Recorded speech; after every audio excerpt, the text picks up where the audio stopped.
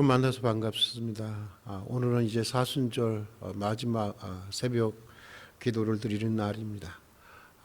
여러분이 그동안 사순절 기간을 통해서 기도했던 모든 것들이 다 응답이 되는 은혜가 있기를 바라면서 오늘 이제 마지막으로 시편 144편을 함께 읽고 묵상하도록 하겠습니다. 시편 144편 제가 봉독하도록 하겠습니다. 나의 반석이신 여호와를 찬송하리로다. 그가 내 손을 가르쳐 싸우게 하시며 손가락을 가르쳐 전쟁하게 하시는도다. 여호와는 나의 사랑이시요 나의 요새이시요 나의 산성이시요 나를 건지시는 이시요 나의 방패이시니 내가 그에게 피하였고 그가 내 백성을 내게 복종하게 하셨나이다. 여호와여, 사람이 무엇이기에 주께서 그를 알아주시며 인생이 무엇이기에 그를 생각하시나이까. 사람은 헛것 같고 그의 날은 지나가는 그림자 같으니이다. 여호와여, 주의 하늘을 들이우고 강림하시며 산들에 접촉하사 연기를 내게 하소서. 번개를 번쩍이사 원수들을 흩으시며 주의 화살을 쏘아 그들을 무찌르소서. 위에서부터 주의 손을 펴사 나를 큰 물과 이방인의 손에서 구하여 건지소서. 그들의 입은 거짓을 말하며 그의 오른손은 거짓의 오른손이니이다. 하나님이여, 내가 주께 새 노래로 노래하며 열 줄 비파로 주를 찬양하리이다. 주는 왕들에게 구원을 베푸시는 자시요 그의 종 다윗을 그 헤아리는 칼에서 구하시는 자시니이다. 이방인의 손에서 나를 구하여 건지소서. 그들의 입은 거짓을 말하며 그의 오른손은 거짓의 오른손이니이다. 우리 아들들은 어리다가 장성한 나무들과 같으며 우리의 딸들은 궁정의 양식대로 아름답게 다듬은 모퉁이돌들과 같으며 우리의 국가 안에는 백곡이 가득하며 우리의 양은 들에서 천천과 만만으로 번성하며 우리 수소는 무겁게 실었으며 또 우리를 침노하는 일이나 우리가 나아가 막는 일이 없으며 우리 거리에서 슬피 부르짖음이 없을진데 이러한 백성은 복이 있나니 여호와를 자기 하나님으로 삼는 백성은 복이 있도다. 오늘 우리가 읽은 시편 144편은 전쟁을 배경으로 해서 쓰여진 다윗의 시입니다. 아시는 대로 다윗은 전쟁에서 잔뼈가 굵은 사람이었습니다. 일생을 통해서 많은 전쟁을 경험한 사람이었고 또 수많은 전쟁을 승리로 이끈 이스라엘의 위대한 전사이기도 했습니다. 그러나 다윗은 단 한 번도 전쟁에서 이긴 것이 자기의 힘이라고 말해 본 적이 없습니다. 자기의 능력이라고 말해 본 적이 없습니다. 손으로 하는 것이나 발로 하는 것이나 탁월한 전략이나 자기를 믿고 따라주는 군사들이나 그 어느 것 하나도 자기의 능력이나 자기의 지혜로 된 것이 아니라고 늘 고백하고 있습니다. 하나님이 나를 이끌어 주셨기에 내 손이 이길 수 있었고 하나님이 나를 이끌어 주셨기에 내 발이 전쟁에서 승리할 수 있었다고 하는 것입니다. 모든 것이 다 하나님의 은혜였고 다 하나님이 이루신 일이라고 일어나는 것입니다. 여러분, 사람들은 자주 어떤 일의 결과만 가지고 하나님께 감사하고 하나님께 영광을 돌리는 일이 있습니다. 결과만 가지고 하나님께 감사하고 하나님께 영광을 돌리는 일들이 많이 있습니다. 그러나 깊이 생각해 보면 시작하는 동기로부터 과정에서 가지게 되는 태도와 마음가짐에 이르기까지, 그러니까 시작에서 끝까지, 어쩌면 우리가 태어나서 지금까지 우리의 일거수일투족 그 전체의 과정이 다 하나님의 은혜였다는 것을 알 수가 있습니다. 만약 내 손이 했다면 그것은 하나님이 내 손으로 하게 하셨기에 할 수 있었던 것이고, 만약 내 발이 했다면 그것도 하나님이 내 발로 하여금 그렇게 하게 했기에 할 수 있었다고 하는 것입니다. 내가 오늘 아침에 일어난 것도 하나님이 나를 일으켜 주시니 일어날 수 있었던 것이고, 오늘 내가 이렇게 기도의 자리에 참석할 수 있었던 것도 하나님께서 내 마음에 기도할 마음을 주셨고 또 내 발을 기도의 자리까지 이끌어 주셨기에 가능한 것입니다. 이것이 우리의 고백이 되고 간증이 되고 찬송이 되어야 하는 것입니다. 무슨 말이냐? 예수를 믿는 사람들은 사는 것 자체가 우리 존재 자체가 다 하나님의 은혜가 되어야 한다고 하는 것입니다. 사도 바울의 유명한 이 고백을 아시지 않습니까?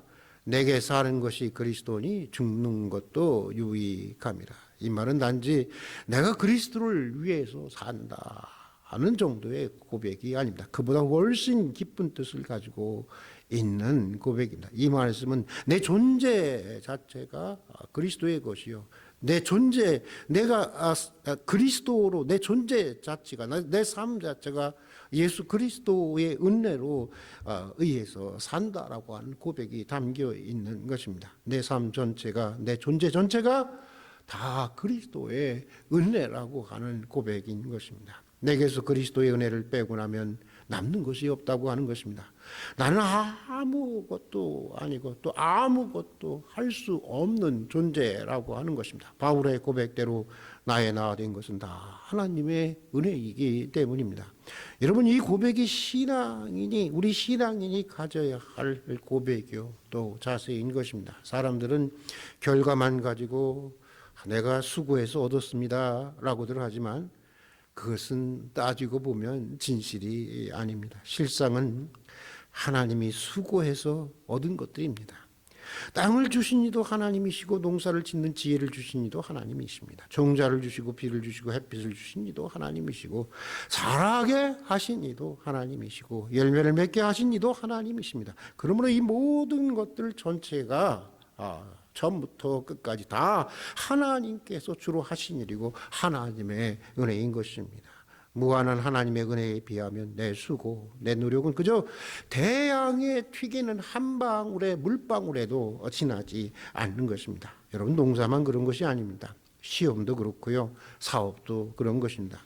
저는 가끔 내가 발달 장애를 가진 동진이처럼 태어났다고 하면 내가 무엇을 할 수 있었을까라고 하는 생각을 자주 해봅니다. 물론 사람의 노력, 사람의 수고를 폄하해서는 안 되지만 전체적으로 보면 거의 다 우리가 이룬 것들은 다 하나님의 은혜인 것입니다. 하나님이 지혜를 주시고 재능을 주시고 건강을 주시고 성격을 주시고 환경을 주시고 기회를 주시고 선히 인도해 주셨기에 가능했던 일들인 것입니다. 더군다나 전쟁에 나가서 목숨을 걸고 싸워야 하는 일은 더욱더 그런 것입니다.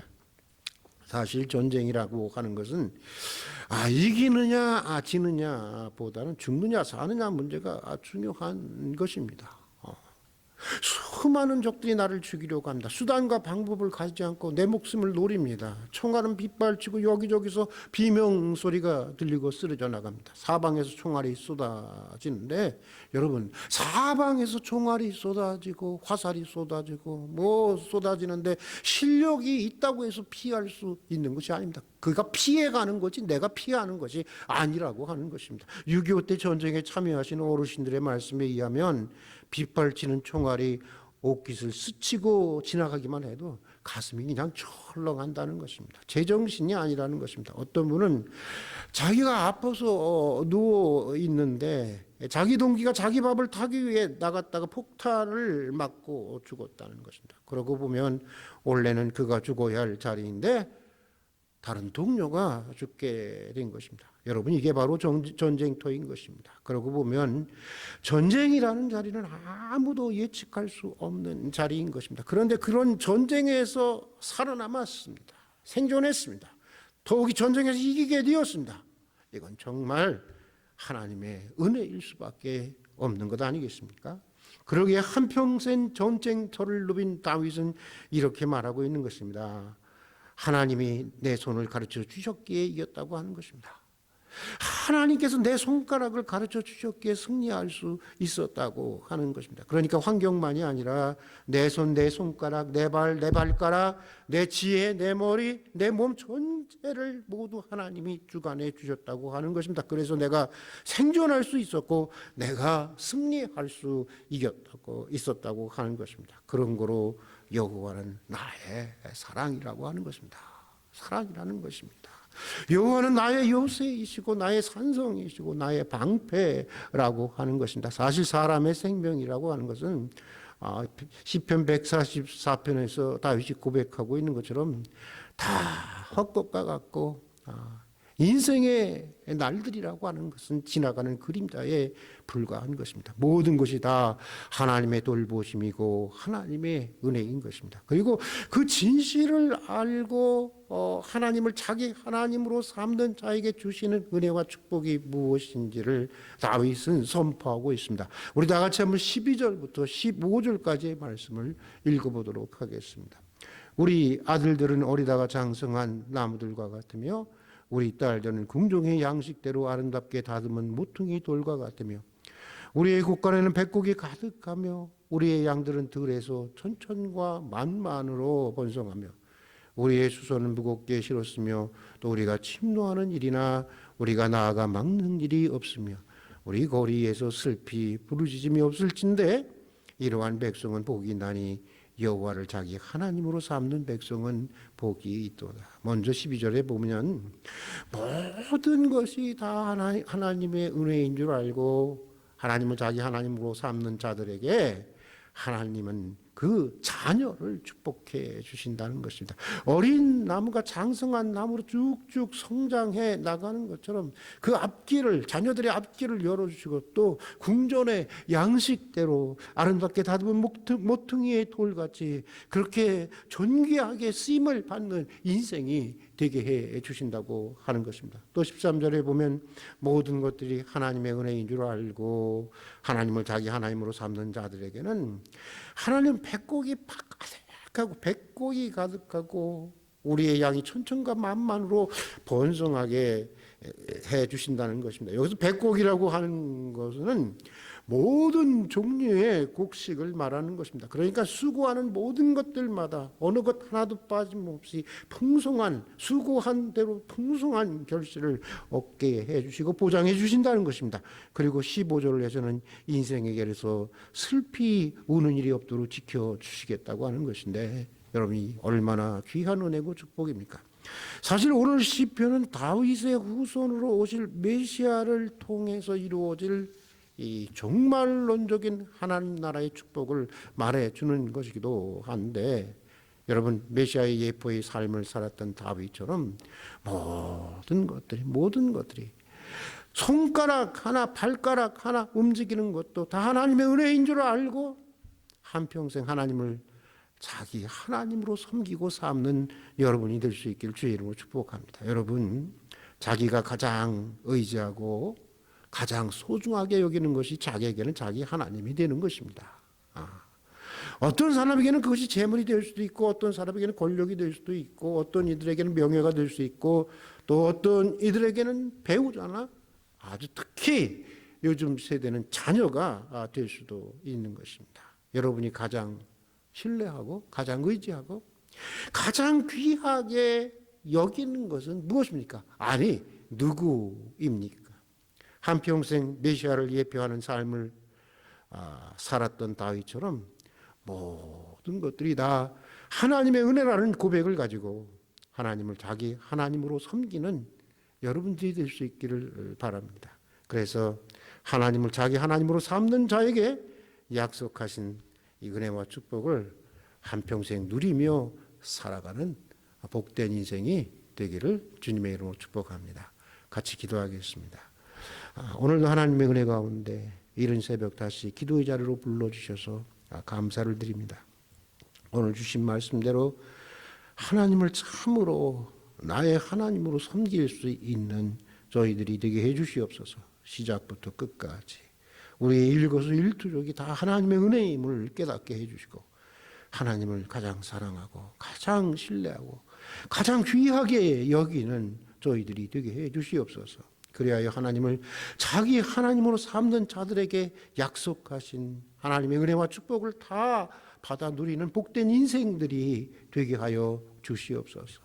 우리 자녀들을 축복해 주셔서 우리 자녀들이 어리다가 장성한 나무들처럼 그 앞길이 쭉쭉 열리게 해주시고 왕궁에 다듬은 모퉁이 돌처럼 존귀하게 쓰임을 받는 참으로 복되고 의미 있는 인생을 살아갈 수 있도록 도와주시옵소서. 우리가 수고하는 모든 것마다 풍성한 결실을 보장해 주시고 광야같이 험한 인생길에서 저희의 길을 평안히 인도해 주시옵소서. 메시아의 예표의 삶을 살았던 다윗의 믿음의 삶이 오늘 우리들의 믿음의 삶이 되게 해 주시옵소서. 예수님 이름으로 기도드립니다. 아멘.